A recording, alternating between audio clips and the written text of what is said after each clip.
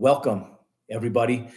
Today we're going to talk about real estate investing and how to find distressed assets. Like, what are you looking for? So when I say like how to go out and shop it, I'll give you guys a little bit of how to go out and shop for distressed assets and actually find them. But what I want to do is I want to get you guys into the grid, right? Like I want you guys to understand like what you're looking for in regards to finances, the actual asset and property, because you can go out and look at a lot of assets and you can say, okay, it's distressed, like physically distressed or financially distressed. But if you don't know how to determine whether it's financially distressed, then it's absolutely worthless. So one of the biggest things that I want you guys to take away from today's live is understanding what you're looking for. Because if you go out and you look at real estate, I mean, there's tons of stuff for sale. You can look on LoopNet, you can look at CoStar, you can have a bandwidth of being on every commercial broker's email list in the world if you want to, and that's just a real light outreach. But how do you really know? Like, how do you really know and understand that what you're finding is financially distressed? Because that's the stuff that we're interested in right now. And physically distressed is easy, right? Like typically if it's physically distressed, it's not renting for what it should be renting for. And the finances are also distressed 99% of the time. So when you have a physically distressed asset, it's also financially distressed. So one of the big things is, how do we determine this though? Like, how do you go in and how do you determine whether or not that asset is truly financially distressed? Okay, so let's say you do everything right. You go out and you've been doing an outreach to all the commercial brokers, and you're telling them, hey, my name is Jerome Maldonado. I'm looking for financially distressed assets. I understand this stuff's going to come to the market. And right now still they're saying, well, we're not quite seeing it yet, but as it does start to show its presence, we'll keep you updated. Right. So then all of a sudden you get this little trickle: one property, two properties, three properties, five properties, because you did an outreach to every commercial real estate broker in your area. And not only that, you're posting on social media, you're getting a little social presence. You don't have to have a big bandwidth. And you're posting on your stories. One or two or three different brokers see that you're looking for real estate, specific type of multifamily, whatever it is that you're looking for. I would be going after stuff that is over 100 units, financially distressed. And one of the key components I'd be looking for is, I would tell them, I'm looking for something that is bearing over a 5% cap rate. And really, I would like to see things closer to 6% cap rate.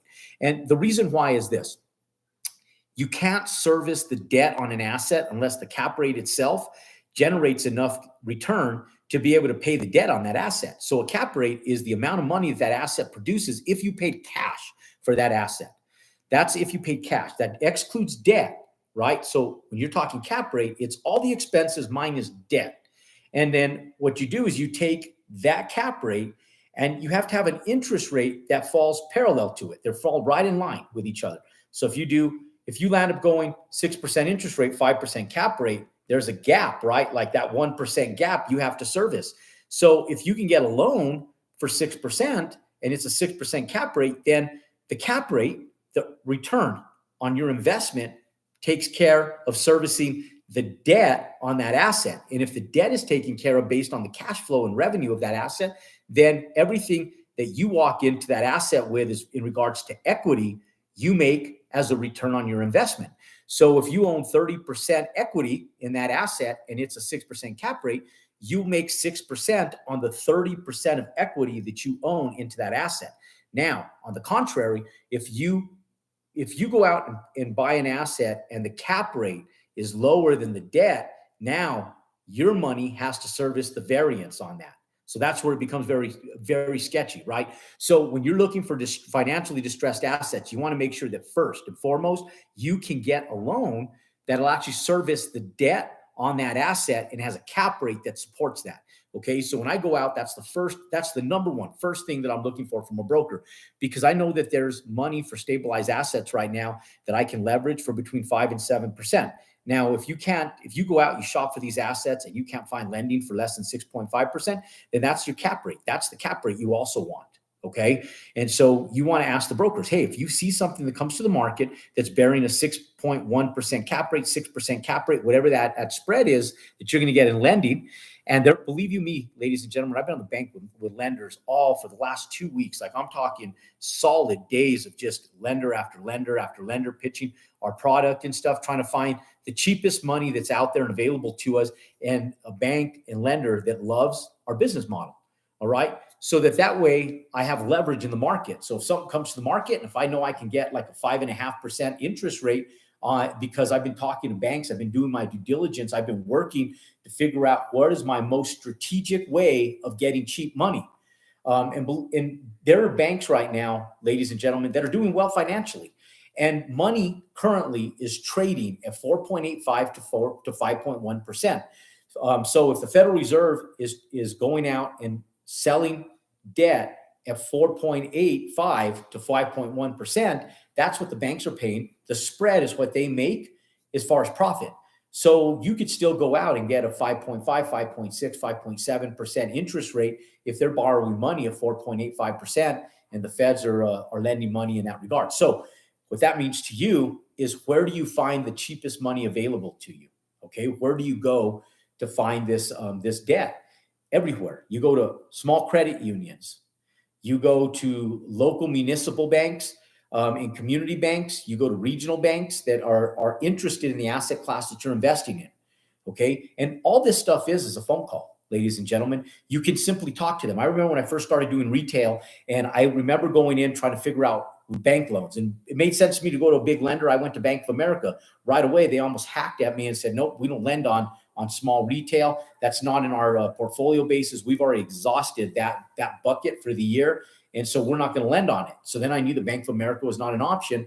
And so I started doing an outreach to regional banks. Bank of Oklahoma was one that we had done business with. They were brutal to me in the 2008 recession. So we hacked them out of our portfolio as well.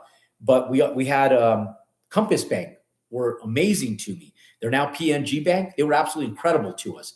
They helped us with so much retail development. I don't know if PNG is as good as Compass Bank in regards to them liking small assets, but I'll tell you guys, hands down, Compass Bank, they killed it for us.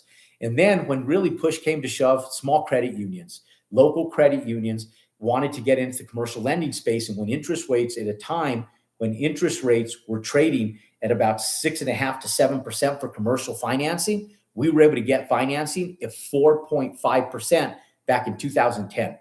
Unheard of at that time. So to me, I was sitting back going, unbelievable, like almost like free money. So what I'm telling you guys is the bandwidth to get lending is out there. It's just a matter of which is the right institution. You have to do a little bit of homework. You can't just bank on one. Okay. Now, when you're dealing with brokers and you finally find a deal, you got some deal flow coming in, right? You did this outreach to, you're on let's say platforms like, you're on platforms like Clubhouse, for example, where you can go in and actually do business with trade professionals in the real estate sector and the commercial sector. Great platform for networking, guys. I don't have enough time to be on there, unfortunately. I wish I need to carve out a little more time to be on a platform like Clubhouse. But there's a ton of great professionals, and they have a ton of great meetups that you can go in with 30 to 100 to 1,000 people that are in the real estate game and voice and talk about what your business model is, and meet lenders and meet commercial real estate brokers, sophisticated ones that know what they're doing. Okay. And so what you're doing is you're planting seeds, right? You're planting all these seeds. Tell them, hey, I'm a buyer. I'm looking for XYZ. You got to know what your business model is. If you don't know what your business model is, either is nobody else. But I always end my business model like this. So let me give you a little business model briefing of what I tell people. So when I go on to like a phone call with a commercial broker in the multifamily space, when I'm shopping for this stuff, or if I jump on like Clubhouse, I'm sitting there on my phone talking on Clubhouse about what my business model is to the brokers, or if I'm just talking to lenders or wholesalers or anybody out there, and I'm talking to them and say, hey, this is Jerome. This is what we're looking for. I'm a ground up developer in the multifamily build and hold space. We're primarily building and developing in the affordable housing sector, but we'll buy anything that makes sense financially. What I mean by that is, these are my parameters. I need something over 100 units. Okay. I need some over 100 units. I don't mind value add. I like class C, class B assets. I'm open to doing value add. We're also open to doing class A fully amenitized on assets that are financially distressed and can bear a cap rate of at least 6%. Okay. So if you see something with a 6% cap rate that's going to go to market, before it goes to market, bring it to me. Let me underwrite it. Give me 48 hours before it goes to market to pencil this stuff, right? And within 48 hours, I'll have you an answer. I'll have you, if I like the asset, I'll have you a letter of intent, and let's hash this through and let's see if we can make a deal. Okay. So that's pretty much and it's as simple as that. That's really all my parameters. Sometimes I'll give them the cities or areas that I'm interested in. And as long as the deal fits those parameters, then during the due diligence period, which is usually 30 to 60 days, we could sit down and we can do deeper underwriting. Now, here's what you look for in the deeper underwriting. So when you're looking for distressed assets and you're looking at trying to buy them, these are the parameters, guys, that you need to look for. Okay. So I'm looking for around a 6% cap rate because I know I can get debt at about 6%. Okay. So it'll service its debt. Now, I want to make sure that I ask for the trailing 12s or the trailing 24s. What those are is it's the financials for the trailing 12 months. And the financials for the trailing 24 months. Trail is behind you, right? Like when you're trailing, it's like a tail, right? It's all the financials that were post financials from the past 12 months or the past 24 months. Now, I love seeing the T24s because the trailing 24s give me 2 years of financials. I get to see the historic standpoint of how rent vacancies have fluctuated through the pandemic and how that asset was actually filled. And a lot of times you notice that all of a sudden this asset just miraculously got filled to 97% or 100% or 95% over the last few months. And you sit back and go, okay. And that's a little alarm that goes off where you say, okay, well, if this thing was functioning at 85% vacancy rate and all of a sudden now it's 97, what's different between now and 10 months ago that brings in that big variable and in the occupancy and less vacancies, right? I want to see that. And a lot of times what you find is that they just dropped a credit score from a B credit tenant down to a D and C credit tenant. And now they're filling those empty units with less credit worthy renters in that asset. So the biggest issue with this is, are they going to keep paying? Are you going to be fighting with tenants? Are you going to, what's the quality of the person that's in there? So as part of our due diligence, what we'll end up doing is saying, okay, well, the financials look good right now, but 10 months ago they didn't. And I'm a little skeptical in the fact that all of a sudden it jumped from an 85% occupancy rate to a 97% occupancy rate. So can we see the credit worthiness of the tenants that have come in over the last 10 months? And we want to audit your tenants. And when there's disclosure laws. So when you're doing due diligence and your broker goes in and asks for this stuff, the current owner or the property management company should and will disclose this unless they're doing something shady. Okay. Like for us, we sit back and the girls in my office always ask me, Jerome, what do we give them?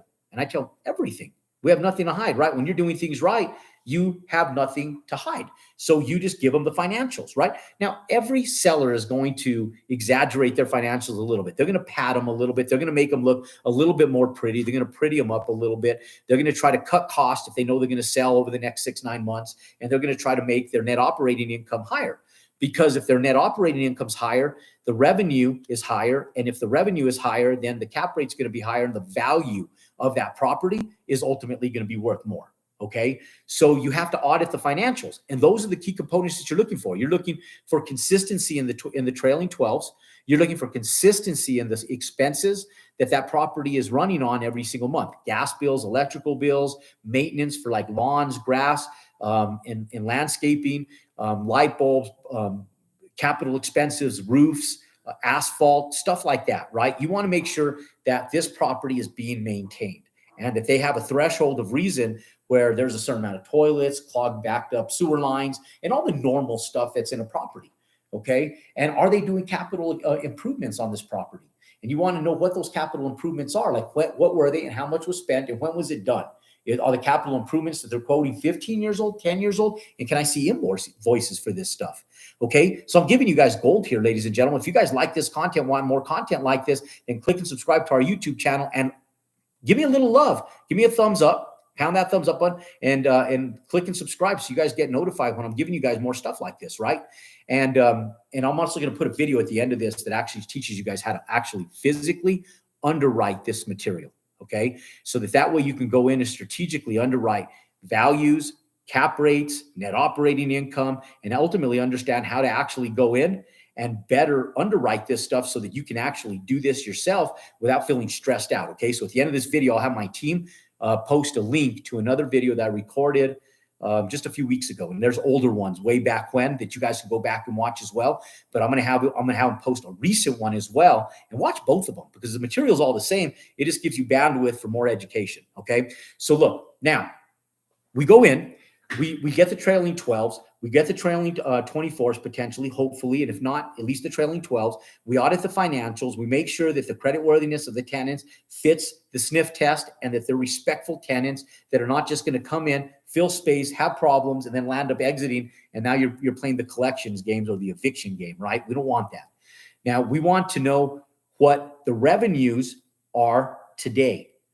So listen, because 90% or better of properties that are for sale, they sell based on what's called a pro forma. Now, in new construction, pro formas are gold. In existing assets, they're garbage. You never want to buy an existing asset based on their pro formas because it's the pro forma of what that asset can produce in the future. And we don't care what it's going to produce in the future. All we care about right now is what that asset produces today. Because the future is for you to embrace. The future is for you to go out and create value in that asset to allow you for your upside. What you want to buy is based on today's values. So tomorrow's values mean shit. They mean nothing. Today's values are all that matter in the current financials. The pro formas are great. I like looking at the pro formas, and here's why I like looking at the pro formas, because I want to see what I need to do to meet market standards for me to be able to increase the value, the cap rate, and my revenue on that property after I buy it. After I buy it, not before I buy it, after I buy it. I want to see what my competitors are doing in the marketplace, what they're getting in rents. I want to see what my potential is if when I buy it and what I need to strategically do to make this asset worth more money once I actually own it, stabilize it, and improve it. Okay, that's for my taking. That's for my upside. What I want to know for my purchase is not the pro forma. I want to know what the revenues and the financials look like today. So I want the trailing 12s, the P&Ls, the profit and loss statements. I want the balance sheets. I want to go through all of that stuff.